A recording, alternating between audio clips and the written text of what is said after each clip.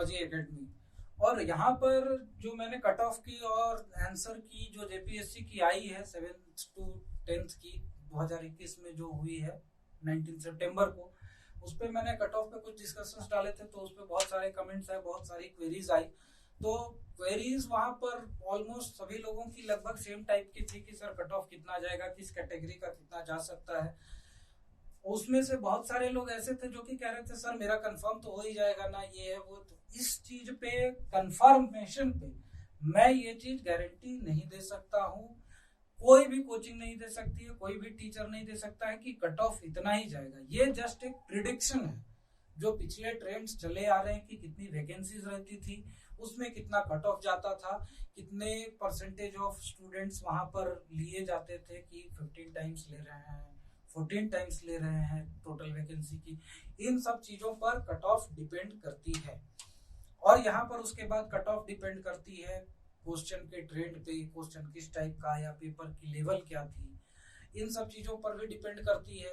Plus क्या है कि किस सिनेरियो में पेपर हुआ। यहाँ पर जैसे अगर देखा जाए तो बहुत सारे स्टूडेंट्स का प्रिपरेशन जो है, फर्स्ट टाइम जब डेट आई थी मई की, उस समय बहुत अच्छा था, फिर लॉकडाउन हुआ, पेपर पोस्टपोन्ड हुआ, उनका अपना एंथुजियाज्म लूज हुआ। वहां पर धीरे धीरे जो इंफॉर्मेशन थी, दिमाग की भी एक कैपेसिटी होती है कि वो कब तक इंफॉर्मेशन को वहां पर रख सके, तो धीरे धीरे वहां पर फेडअप होना शुरू हुआ। उसके बाद फिर से डेट आई 12 सितंबर की, फिर पोस्टपोन्ड होकर 19 सितंबर हुई। तो इन सब चीजों के कारण भी एक एंजाइटी सी क्रिएट हुई स्टूडेंट्स में, उसके कारण भी बहुत सारे लोगों का प्रिपरेशन लेवल थोड़ा सा डाउन होता चला गया, इंफॉर्मेशन लेवल डाउन होता चला गया, नर्वसनेस बढ़ती चली गई। ये एंजाइटी भी बहुत हद तक आपके कट ऑफ को, आपकी जो पर्सनल स्कोर है उसको अफेक्ट करती है। उसके बाद यहाँ पर लोग कह रहे हैं कि बहुत ज्यादा कट ऑफ जाएगा। कट ऑफ ज्यादा जाने के चांसेस कम क्यों रहते हैं? अगर हम लोग स्टेट पीसीएस की बात करें तो यहाँ पर सबसे बड़ी चीज होती है कि सैंपल साइज होता है छोटा, और यहाँ पर जो मेन फाइट होती है वो 10,000 स्टूडेंट से 12,000 स्टूडेंट्स के बीच में ही रहती है। यही चीज अगर हम लोग यूपीएससी में देखते हैं तो वहां पर अराउंड 50,000 स्टूडेंट्स जो रहते हैं जिनके बीच में फाइट रहती है। अदरवाइज वहां पर बाकी भीड़ है, आम जनता है, और इसी में कट ऑफ डिसाइड होता है। चाहे फॉर्म कितने भी भरे गए हों, स्टूडेंट्स कितने भी अपियर हुए हों, उसमें डिपेंड ये करता है कितने स्टूडेंट्स सीरियस हैं, कितने स्टूडेंट्स ने प्रॉपरली प्रिपरेशन की है। तुक्का मारकर बहुत ज्यादा स्टूडेंट्स का यहाँ पर प्री नहीं निकल सकता है। प्री तुक्का आप मारिएगा, यहाँ पर 100 क्वेश्चंस, 110 क्वेश्चंस सही होने के चांसेस बहुत कम रहते हैं सिर्फ तुक्के के बलबूते। और यहाँ पर बहुत सारे ऐसे स्टूडेंट्स थे जिनको कि कुछ भी पता नहीं है, बेसिक्स नहीं पता है, जस्ट क्या है कि बगल वाले को बताने के लिए प्रिपरेशन के नाम पे भर दिया फॉर्म कि हाँ हमने भी कभी जेपीएससी का, पब्लिक सर्विस कमीशन का, यूपीएससी का एग्जाम दिया था।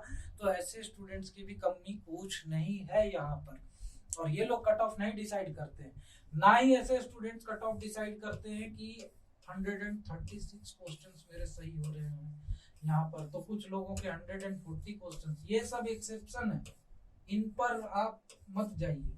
और कुछ इसमें से ऐसे भी होंगे आपको जो मिलेंगे कि पहले इनके इतने बनते रहेंगे, रिजल्ट आने के बाद ये ऑटोमेटिकली आधे हो जाएंगे, तो इन पर भी मत जाइए। क्योंकि जो एवरेज है, एवरेज स्टूडेंट्स जो है, जो कि रेगुलरली प्रिपेयर कर रहे हैं और उसके बाद यहाँ पर एवरेज मार्क्स में है, जो एवरेज मार्क्स यहाँ पर अगर देखा जाए तो आपको मिलेगा 95 क्वेश्चन से लेके 110 क्वेश्चन तक का। तो इसके बीच में ही कट ऑफ रहता है कहीं भी। अब ये डिपेंड करता है कि जो इसका मीडियन का पॉइंटर है वो किधर की ओर झूल रहा है, तो ये आर्क किधर की ओर झूल रहा है, इस पे डिपेंड करता है कि ये कट ऑफ कहाँ पर जाएगा इस आर्क में पूरा। और यहाँ पर चांसेस बेसिकली यही बन रहे हैं कि लास्ट टाइम जो हमने देखा था कि 103 क्वेश्चन का था, तो यहाँ पर उसी के आसपास कट ऑफ जाएगा। और उसमें भी मेन फैक्टर ये हो रहा है कि इस बार वैकेंसी ज्यादा है, और प्रिपरेशन तो खैर मजेदार ही रहा। बहुत सारे स्टूडेंट्स का पहली बार जब फॉर्म निकला उसके बाद 1.5 महीने के बाद का एग्जाम का डेट था, उस समय हड़बड़ाहट में लोगों ने पढ़ाई चालू की, और वहां पर एग्जाम पोस्टपोन्ड हो गया। उस समय भी बहुत सारे लोग ज्यादा thoroughly reading, in depth reading नहीं दे पाए, बस किए जा रहे हैं पढ़ाई, मगअप किए जा रहे हैं, हो गया। कॉन्सेप्चुअल क्लियरिटी वहां पर कम रही। फरवरी में पेपर का नोटिफिकेशन आया था, मई में वहां पर एग्जाम की डेट आ गई, मार्च अप्रैल थोड़ा बहुत टाइम मिला। उसके बाद यहाँ पर एग्जाम पोस्टपोन्ड हो गया और ये चीजें क्लियर थी लोगों को कि एग्जाम कब होगा ये अभी कुछ कंफर्म नहीं है। तो यहाँ पर लोग आराम से बैठ गए थोड़े कि ठीक है, अब एग्जाम जब होगा, तब जब डेट आएगी फिर टाइम मिलेगा तो पढ़ाई करेंगे। वहां पर फिर लैकलस्टर जो एटीट्यूड रहा स्टूडेंट्स का, जो एटीज मोड में आ गए, उसके कारण फिर से यहाँ पर इनका प्रिपरेशन डाउन हुआ। फिर यहाँ पर जब नेक्स्ट टाइम डेट आई एग्जाम की तो विद इन 15 डेज का एकदम निकाल दिया कि भाई 15 दिन के बाद हम लोग पेपर ले लेंगे। जब डेट डिस्क्लोज हुआ तो उसमें भी फिर से एक बार एग्जाम की डेट पोस्टपोन्ड हुई। तो ये सारी चीजें जो एंजाइटी क्रिएट की स्टूडेंट्स में, इससे भी यहाँ पर कट ऑफ कम जाने के चांसेस हैं। प्लस यहाँ पर अगर हम लोग देखें कि कट ऑफ अगर कितना जाएगा कहते हैं, तो जैसा कि मैं कह रहा हूँ बहुत सारे स्टूडेंट्स यहाँ पर जनरल कैटेगरी के, ओबीसी 1, ओबीसी 2, एसटी, एससी, हर कैटेगरी के स्टूडेंट्स यहाँ पर मैसेज कर रहे हैं, कॉल कर रहे हैं, कमेंट सेक्शन में लिख रहे हैं कि सर मेरे इतने बन रहे, उतने बन रहे। तो सबका एक साथ मैं कलेक्टिवली आपका कंफ्यूजन यहाँ पर क्लियर कर दूं कि जनरल कैटेगरी की अगर हम लोग बात करें तो यहाँ पर प्रोबेबल जो है 100 क्वेश्चन का है, ±2 मैंने दिया था। लेकिन जिनके भी 105 से ऊपर बन रहे हैं, आप डाई हार्ड मेंस पे लगिए। तो यहाँ पर ये प्रोबेबल आप मान लीजिए, ठीक है, और ये यहाँ पर आप एक तरह से कंफर्मेशन मान लीजिए। और इस पे मैं चैलेंज नहीं करूंगा, सीधी सी बात है, ये मेरी एनालिसिस से मेरा पर्सनल व्यू है, क्योंकि कोई भी कोचिंग आपको यहाँ पर कंफर्म कट ऑफ नहीं बता सकता है, वो सिर्फ जेपीएससी को पता है। और जेपीएससी भी यहाँ पर फिर से रिवाइज्ड आंसर की निकालेगी 28 तारीख को, 28 सितंबर को, जब प्रोसेस पूरा ऑब्जेक्शन रेज करने का खत्म हो जाएगा, उसके बाद वो रिव्यू में जाएगा, उसके बाद उस रिव्यूड आंसर की को निकालेगी, तब जाकर कट ऑफ डिसाइड होगा। तो यहाँ पर ये भी मेरी एनालिसिस है। उसके बाद ओबीसी का जनरली हम लोग जानते हैं कि झारखंड में कट ऑफ ऊपर चला जाता है। मेंस का कट ऑफ जैसा कि हमने देखा था कि जनरल से ऊपर था, तो यहाँ पर भी अगर चांसेस बनती है वैसी तो थोड़ा बहुत ही कम होगा, क्योंकि प्री में तो थोड़ा फिर भी कट ऑफ कम हो जाता है ओबीसी का, लेकिन वो फ्लक्चुएट करता रहता है, कभी जनरल से कम, कभी जनरल से ज्यादा, ये होता रहता है। लेकिन यहाँ की एनालिसिस के हिसाब से अगर देखें तो ये 98 ±2 का मान के चलिए। और इसमें यहाँ पर सीधी सी बात है कि 103 से ऊपर वाले ओबीसी वाले लग जाइए आप मेंस में।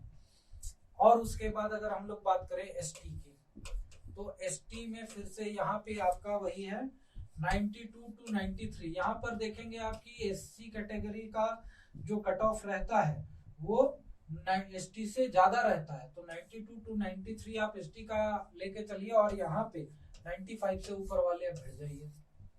फिर एससी कैटेगरी की अगर हम लोग बात करें तो एससी कैटेगरी का भी यहाँ पर 98 से 99 आप लेकर चलिए इनका, और ओबीसी वालों का ये जो है ये कट ऑफ आसपास जनरल के ही रहता है। एससी का तो जनरली कम ही रहता है जनरल से, लेकिन ओबीसी का ऊपर भी भाग सकता है, इसकी भी चांसेस है। और यहाँ पर 103 से ऊपर वाले फिर वही एससी वाले जो है वो लग जाए आप मेंस की तैयारी में। उसके बाद अगर हम लोग ईडब्ल्यूएस की बात करें, इकोनॉमिकली वीकर सेक्शन, सबसे कम कट ऑफ आजकल इसी का जा रहा है, इसी कैटेगरी में जा रहा है सबसे कम कट ऑफ। मेंस की देख लें चाहे प्री की देख लें, तो यहाँ पर इनके चांसेस हैं 90 to 91। और अगर आप 95 से ऊपर जा रहे हैं तब तो आपको कुछ सोचना ही नहीं है, आप लग जाइए। उसके बाद यहाँ पर क्या है कि इन केस क्लेम अगर आप लोग करते हैं तो यहाँ पे आंसर की में सबसे बड़ी चीज जो स्टूडेंट्स पूछ रहे हैं कि क्लेम अगर जो करते हैं तो क्या जो लोग क्लेम कर रहे हैं सिर्फ करेक्ट आंसर के मार्क्स उनको मिलेंगे या सबको मिलेंगे।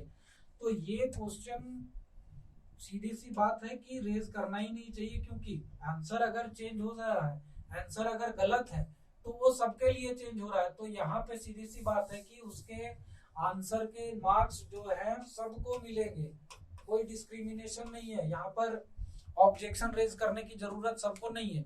वो एक ये इन्होंने फैसिलिटी प्रोवाइड की है कि आप लोगों को अगर कोई प्रॉब्लम है, if you have any doubt about any answer, just raise the objection and we will review it again. But यहाँ पे एक चीज आप लोगों को ध्यान देना है कि उसके अकॉर्डिंगली आंसर की रिवाइज होगी, लेकिन ऐसा नहीं है कि आप ऑब्जेक्शन रेज कर रहे हैं तो कुछ भी, यहाँ पर ऐसा नहीं है कि आप विकिपीडिया से आंसर निकाल कर देते हैं और आयोग उसे मान लेगी। Commission is not going to consider any of those answers which are being referred from not so good references।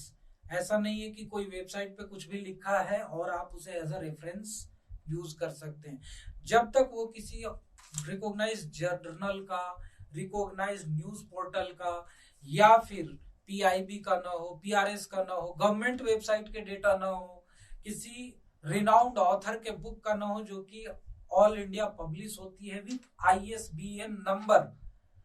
तो ये सारी चीजें आप लोगों को बुक से रेफर करना है। एनसीईआरटी से आप उठाकर वहां पर चैलेंज कर सकते हैं, गवर्नमेंट पब्लिकेशन का है। विकिपीडिया से आप नहीं चैलेंज कर सकते हैं, या किसी गेस्ट पेपर का आप चैलेंज नहीं कर सकते हैं कि गेस्ट पेपर में ये लिखा है। That is not authorised and authenticated information. तो इंफॉर्मेशन यहाँ पर बहुत ही सिलेक्टिव सोर्सेज के ही एक्सेप्ट किए जाएंगे। गवर्नमेंट वेबसाइट के आप लिंक प्रोवाइड कर सकते हैं, लेकिन विकिपीडिया के लिंक से आप चैलेंज नहीं कर सकते हैं। तो इन सब चीजों का आपको ध्यान रखना है। सेकंड थिंग यहाँ पर क्या है कि आपके जब ऑब्जेक्शन रेज करने के बाद रिवाइज की जाएगी तो आपको इंटीमेट भी किया जाएगा कि हाँ आपका ऑब्जेक्शन वहां पर जो आपने रेज किया वो अप्रूव हुआ है या डिसअप्रूव हुआ है, उसके अकॉर्डिंगली आंसर की में चेंजेस किए गए हैं या नहीं किए गए, तो वो आपको क्लियर कट इन्फॉर्मेशन वहां पर रहेगा। उसके बाद यहाँ पर लोग कह रहे हैं कि सर 2022 में जेपीएससी आएगी या नहीं आएगी। मोस्ट प्रोबेबली 2022 में भी जेपीएससी की वैकेंसी आएगी, एग्जाम होगा। और इसके पीछे का कारण ये है कि जेपीएससी का पहले ही बहुत ज्यादा बैकलॉग होना। जैसा कि हम लोग जानते हैं कि इस साल में सिर्फ 7 जेपीएससी 7th टाइम ये जेपीएससी एग्जाम कंडक्ट कर रही है, और अभी जाकर ये लोग बीपीएससी जैसे पहले करती थी 52 से 56, 56 से 59, इस टाइप से बीपीएससी की ही तरह जेपीएससी ने भी वैकेंसी निकाल दी 7th to 10th। और ये बेसिकली इसीलिए कर रहे हैं ताकि ये भी अपना जो एकेडमिक कैलेंडर टाइप की चीज है उसे टाइमलाइन के हिसाब से मैच कर सके। तो यहाँ पर अभी ट्रांसपेरेंसी भी बढ़ गई है। इसके पहले आप लोगों को कभी ये चीज नहीं मिलती थी कि कार्बन कॉपी मिल जाए ओएमआर शीट की, वो भी इस बार दी गई है। चैलेंज करने के लिए जो भी आंसर है उसका मौका दिया गया है। तो ये बेसिकली इसलिए किया गया है ताकि लिटिगेशन कम किया जाए, क्योंकि जो डिले होता है हम लोगों ने देखा है कि कमीशन के एग्जाम जो कंडक्ट होते हैं उसमें सबसे ज्यादा दिक्कतें आती है केसेस से, लिटिगेशन से। हाई कोर्ट में बार बार केस हो रहे, कभी इस मुद्दे पे, कभी उस मुद्दे पे, कभी इस आंसर पे, कभी कट ऑफ पे, कभी कितने लोगों को सिलेक्ट किया गया उस पे, कभी नोटिफिकेशन में क्या लिखा था और वो क्या रहा, उन सब चीजों पे। तो इन सब चीजों को अभी कमीशन कम करना चाह रही है, कम कर भी रही है और बहुत हद तक कम हो भी गई है, क्योंकि ओएमआर शीट आपके पास है। तो यहाँ पर सबसे पहले ट्रांसपेरेंसी ये है कि कल के डेट में आप अगर चैलेंज करते हैं कि मैंने तो सही आंसर लिखा था, मेरे मार्क्स कम कैसे आ गए, तो ठीक है, आपके पास कार्बन कॉपी है, you can challenge it, accordingly your result will be revised. तो ये सारी चीजें लिटिगेशन कम करने के लिए की गई हैं, और इसीलिए यहाँ पर मोस्ट प्रोबेबल चांस है कि 2022 में भी जेपीएससी की वैकेंसी आएगी। और इसीलिए आप लोग जो भी है थोड़े बहुत डिलेमा में भी है, जो एज पे भी है कट ऑफ के, बिल्कुल मत सोचिए, प्रिपरेशन में लगिए, क्योंकि आपको आज नहीं तो कल जेपीएससी में यहाँ पर ये इंफॉर्मेशन, ये नॉलेज काम आएगी ही आएगी। जैसे कि मेरे साथ अभी कुछ स्टूडेंट्स बात कर रहे थे, तो उनमें से एक ने कहा कि सर मैंने तो जेपीएससी की प्रिपरेशन ही नहीं की थी, still I am getting 110 questions correct. तो मैं बोला कि ठीक है सर, आपने प्रिपरेशन नहीं की थी तो फिर आप प्रिपेयर किस चीज की कर रहे थे? बोला सर रेलवे की कर रहे थे, जेएसएससी की कर रहे थे, और बाकी कुछ जनरल कंपटीशन की कर रहे थे। तो मैं बोला कि सर आपको ऐसी कोई जरूरत थोड़ी कि आप फूल बेलपत्र लेकर संकल्प करके बैठेंगे कि आज से मैं जेपीएससी की प्रिपरेशन चालू कर रहा हूं। वैसा कुछ नहीं होता है। जो जेपीएससी के एग्जाम को क्रैक करने के लिए, प्रीलिम्स को क्लियर करने के लिए इंफॉर्मेशन चाहिए थी, that is always with you. Because you are preparing for railway, JSSC की प्रिपरेशन कर रहे हैं तो आपके पास झारखंड की हिस्ट्री, ज्योग्राफी, जो भी सारी इंफॉर्मेशन चाहिए वो ऑलरेडी आपके पास है। उसके इकोनॉमिक कंडीशन की जानकारी है, ट्राइबल ग्रुप्स की जानकारी है। सेकेंड टाइम यहाँ पर आप उसके बाद अगर कंसीडर करें तो रेलवे की प्रिपरेशन कर रहे हैं, आपने एनसीईआरटी सारी पढ़ रखी है, कोई इशू नहीं है। हिस्ट्री, पॉलिटी, ज्योग्राफी, इकोनॉमिक्स, वहां पर सारा इंफॉर्मेशन है ये। प्लस करंट अफेयर्स जो जनरल कंपटीशन में पूछी जाती है थ्रू आउट इंडिया की, वो आपके पास थी ही। तो आपको स्पेसिफिकली जेपीएससी की प्रिपरेशन करने की जरूरत कहाँ पड़ी? तो इसलिए आपके 110 मार्क्स आ रहे हैं। ऐसा तो है नहीं कि आप स्पेसिफिकली बोल के चालू करते कि हाँ आज से मैं बैठूंगा जेपीएससी के लिए, then only you will get good marks. That is not like that. तो इसीलिए यहाँ पर कोई इशू नहीं है। जो प्रिपरेशन कर रहे हैं, किसी भी चीज की कर रहे हैं, रिलेवेंट इंफॉर्मेशन उनके पास है, they will perform very good. और सेम थिंग यहाँ पर मेंस के साथ भी है। अगर आप मेंस की प्रिपरेशन करते हैं जेपीएससी के लिए, वो आपको बीपीएससी में भी इंफॉर्मेशन काम आएगी। और एक चीज मैं यहाँ पर इंपॉर्टेंट बात बता दूं कि बीपीएससी की बात निकल ही गई है तो ये चीजें ध्यान रखिए कि बीपीएससी में इस बार बम्पर वैकेंसी आ रही है।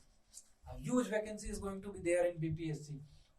और उसमें और एक बढ़िया चीज है, 88 पोस्ट यहाँ पर एसडीएम के आ रहे हैं बीपीएससी में, जो कि पिछले 2-3 एग्जाम से नहीं आ रहे थे। सेकेंड थिंग, यहाँ पर लगभग 50 पोस्ट आ रहे हैं डीएसपी के, जो कि जनरली नहीं आ रहे थे। और टोटल अगर हम लोग बात करें कुल वैकेंसी की तो ये हो सकता है 800 के आसपास। तो यूपीएससी के लेवल का वैकेंसी आ रहा है और एग्जाम इजी है, सीसेट का कोई झमेला नहीं है। 150 नंबर का सिंपल सिंगल पेपर है। यूपीएससी के पैटर्न पे क्वेश्चन आएंगे, कॉन्सेप्चुअल क्लियरिटी है आपके पास and you will perform well. सीधा जो भी लोग यहाँ पर डाउटफुल हैं तो वो तो मेंस की प्रिपरेशन करें, बेटर रहेगा जेपीएससी की। अदरवाइज जिनको भी यहाँ पर लग रहा है कि हाँ मेरा जेपीएससी नहीं क्लियर हो रहा है, go for the BPSC. Commission ने, बीपीएससी ने पहले से ही डेट दे रखी है कि हम लोग 12 दिसंबर को बीपीएससी का प्रीलिम्स कंडक्ट करेंगे। तो प्री एग्जाम बीपीएससी की हो जाएगी आपकी 12 दिसंबर को। एग्जाम के लिए टाइम कम है, सितंबर एंड हो चुका है, अक्टूबर, नवंबर, दिसंबर 2.5 महीने का टाइम है। वैकेंसी विद इन 1 और 2 वीक आने वाली है। मोस्ट प्रोबेबली 7 दिन के अंदर वैकेंसी आ जाएगी, नोटिफिकेशन आ जाएगी। 12 दिसंबर का इन्होंने टाइम दे रखा है, डेट दे रखा है कि कब हम लोग एग्जाम कंडक्ट करेंगे।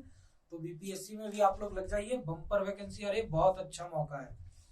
उसके बाद यहाँ पर नेक्स्ट क्वेरी थी कि मेंस के बुक्स क्या है। तो मेंस के बुक्स अगर आप लोग इंग्लिश मीडियम की बात करें, if you are going to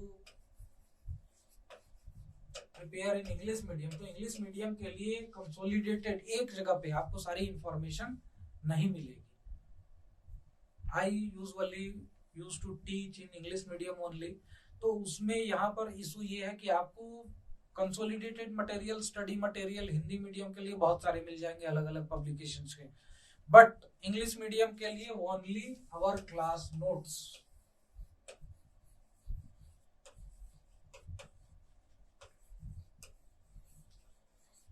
class notes जो है कॉम्पिटोलॉजी आईएएस एकेडमी की, यहीं पे आपको इंग्लिश की कंसोलिडेटेड मटेरियल मिलेगी इंग्लिश मीडियम की जेपीएससी के लिए। और उसके बाद आपको हेडेड में यहाँ पर हिस्ट्री के लिए स्पेक्ट्रम, पॉलिटी के लिए एम लक्ष्मीकांत,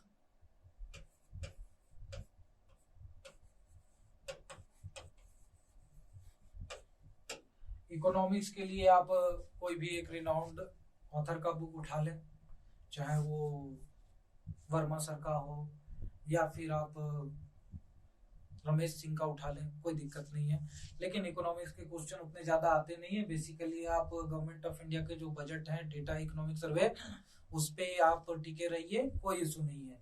प्लस यहाँ पे इसके बाद करंट अफेयर्स के लिए आप रेगुलरली हमारे जो करंट अफेयर्स का अपडेट आएगा अभी मेंस के लिए स्पेसिफिक, उसको आप फॉलो कीजिए, आराम से पेपर क्लियर होगा, नो इश्यूज।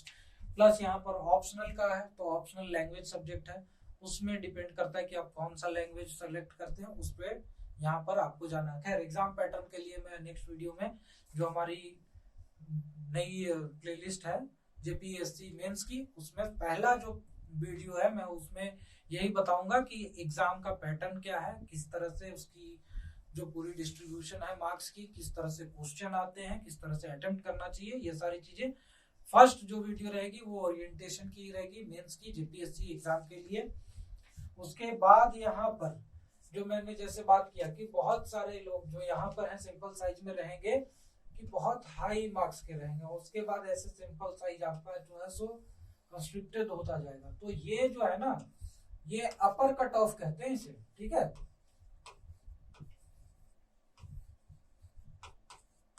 तो ये लोग कट ऑफ डिसाइड नहीं करते हैं, कट ऑफ डिसाइड करते हैं ये जो एवरेज रहती है ना, मिड रेंज, यहाँ के लोग कट ऑफ डिसाइड करेंगे और इसी पे कट ऑफ डिसाइड होगी। तो जो लोग कह रहे हैं ना कि मेरे बहुत ज्यादा आ रहे हैं, इतने आ रहे हैं, उतने आ रहे हैं, डोंट बॉदर अबाउट देम।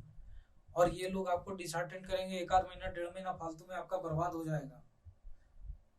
जैसा कि पिछले बार भी ट्रेंड चल रहा था, 103 कट ऑफ गया था, चालू हुआ था ना तो 130 क्वेश्चन से चालू हुआ था, फिर 126 पे आए, तो वो बार्गेनिंग वाला सिचुएशन चलता है, उस पर बिल्कुल मत जाइए। सबसे पहली चीज, knowledge is going to be beneficial for you always. चलिए कट ऑफ में आपको डाउट है भी, प्रिपेयर तो करेंगे, अगली बार तो देना है, तो काम पे लगिए। Speculation is not beneficial for anybody. तो प्री कंसीव्ड नोशंस पे बिल्कुल नहीं जाना है कि the question was very easy so the people who are scoring more than us will get through. That is not like that. Simple सी बात है कि प्रिपरेशन पे लगिए, be motivated, always be fightful, लड़ते रहिए, मोटिवेटेड रहिए, प्रिपरेशन कीजिए, आग पैदा कीजिए अपने अंदर। क्यों नहीं निकलेगा, प्री भी निकलेगा, मेंस भी निकालेंगे, इस चीज पे रहिए। उसके बाद एक मैडम ने पूछा था क्या कि फीमेल की कट ऑफ अलग होती है क्या, तो कट ऑफ में कोई भी मेल फीमेल का डिस्क्रिमिनेशन नहीं है। Cut off is same for male और फीमेल।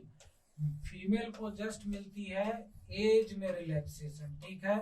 यहाँ पर एज में रिलैक्सेशन मिलती है, वो भी लगभग 10 साल की एज रिलैक्सेशन है फीमेल्स की। लेकिन आपकी कैटेगरी में, अगर आप जनरल में हैं तो आपकी कैटेगरी में जितना कट ऑफ जा रहा है आपको भी उतने ही मार्क्स चाहिए, उतने ही लाने हैं। बाकी वहां पर आपको कोई रिजर्वेशन, कोई रिलैक्सेशन कट ऑफ में नहीं मिलेगा। मिलेगा तो सिर्फ age relaxation, that's it, nothing else. उसके बाद यहाँ पर है कि बहुत सारे लोगों ने मेरे साथ ये कंप्लेन किया कि सर आपकी आवाज क्लियर नहीं आ रही है। तो यहाँ पे थोड़ा एकॉस्टिक्स का काम चल रहा था, रिनोवेशन का काम हुआ है स्टूडियो में, तो उसके बाद एकॉस्टिक्स की थोड़ी सी मैनेजमेंट गड़बड़ हो गई है। बहुत जल्दी हम लोग वो भी सॉर्ट आउट कर लेंगे, there after you will get the clear voice. और यहाँ पर फिर कुछ स्टूडेंट्स ने पूछा कि सर ऑब्जेक्शन रेज करना है तो कैसे करें। तो आपका कमीशन पे जो आंसर की आया उसकी पहली पेज में यह डिस्क्रिप्शन दिया हुआ है कि ऑब्जेक्शन कैसे रेज करना है। उसका फॉर्मेट दिया हुआ है, सीरियल नंबर है, क्वेश्चन नंबर है, क्या आयोग ने आंसर की में दिया है, क्या आप आंसर की मानते हैं और क्या आपका सोर्स है। ये पूरा एक टेबल बनाकर जितने भी क्वेश्चन आपको रेज करने आप कर सकते हैं। उसमें आपका रजिस्ट्रेशन नंबर, आपका रोल नंबर, आपका सब्जेक्ट, किस सब्जेक्ट का क्वेश्चन का रेज कर रहे हैं, उसके बाद किस जीएस पेपर का है, पेपर 1 है, पेपर 2 है, किस सब्जेक्ट से रिलेटेड है, उसके बाद वहां पर कौन से सीरीज में क्वेश्चन है, ये सारी चीजें आपको डिटेल्स मेंशन करनी है। और उसके बाद उसका पीडीएफ बनाकर अपने सोर्स का, लेकिन हाँ जैसा कि मैंने भी बताया कि आपका सोर्स ऑथेंटिक होना चाहिए, गवर्नमेंट वेबसाइट हो, रिनाउंड ऑथर के बुक्स हो जो कि थ्रू आउट इंडिया अक्लेम्ड हो। तो ऐसी चीजों से आप रेफरेंस लीजिए, विकिपीडिया और गूगल और व्हाट्सएप यूनिवर्सिटी पे मत जाइएगा, अदरवाइज कोई आपकी ऑब्जेक्शन को देखेगा तक नहीं, पढ़ेगा तक नहीं। तो यहाँ पर ये चीजें ध्यान रखनी है। और सेकंड थिंग, सिंगल पीडीएफ बनानी है 22 MB की, उससे बड़ी आपकी फाइल नहीं होनी चाहिए। और इसे आपको मेल कर देना है ANS की ऑब्जेक्शन @jpsc.gov.in।